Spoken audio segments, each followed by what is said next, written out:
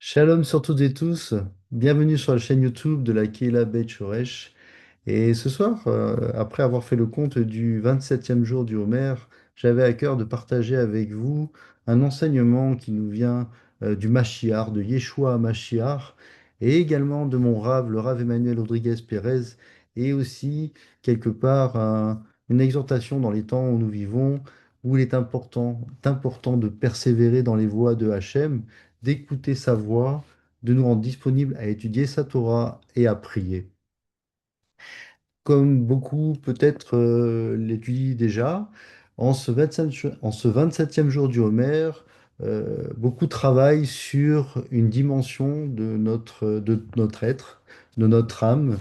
Eh bien, c'est la dimension de Yesod Shel Netzar, c'est-à-dire finalement euh, le fondement, le fondement de la persévérance, de la constance, pour traduire littéralement. Mais c'est pas un partage intellectuel que je souhaite vous faire.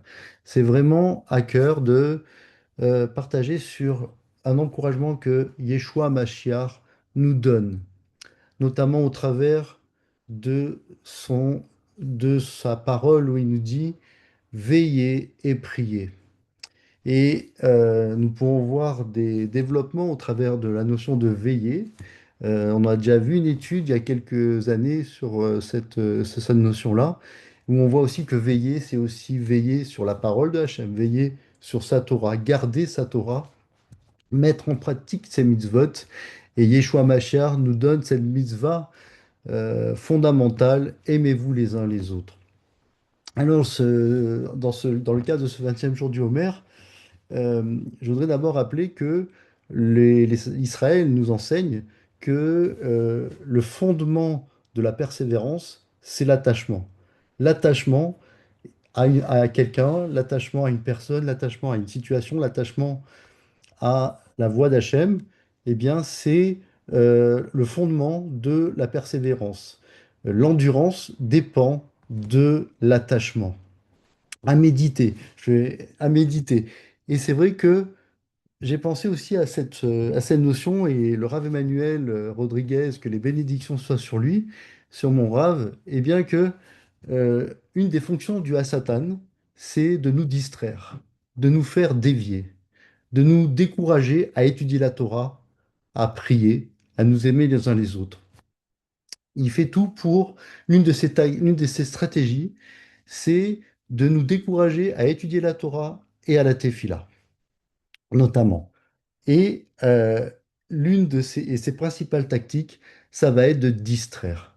Comme le disait encore récemment mon Rav, Emmanuel Rodriguez Pérez, eh bien c'est vrai que aujourd'hui dans le monde, il y a tout pour distraire nos pensées, tout pour nous faire dévier de ce à quoi nous sommes appelés à faire pour glorifier et servir Hachem.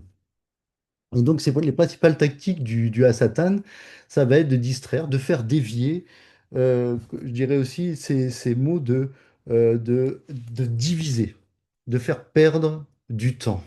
Diviser au sein des assemblées, nous diviser les uns les autres, et aussi nous diviser en nous-mêmes.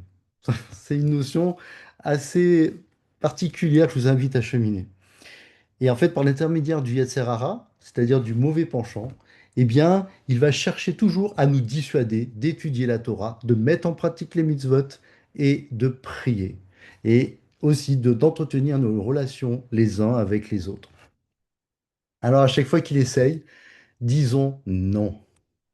Et allons immédiatement étudier la Torah, même seulement 5 minutes, même un verset. Mais allons, c'est le combat, allons étudier la Torah. Et quand il veut nous décourager à prier, eh bien, allons à la tefila. Disons non et allons à la tefila, à la prière. Même prier un psaume, même prier selon quelques versets. Mais ça, c'est un combat et nous accorde quelque part des victoires. Baruch Hashem, parce que les victoires viennent de Hashem. Alors, vraiment, en Yeshua Mashiach qui nous encourage à veiller, notamment sur sa Torah, sur ses mitzvot, à nous aimer les uns les autres et à prier. Je vous souhaite à toutes et tous un bon jour du Homer, une bonne marche vers la liberté que Hachem nous donne de le servir. Soyez abondamment bénis et surtout des tous. Shalom.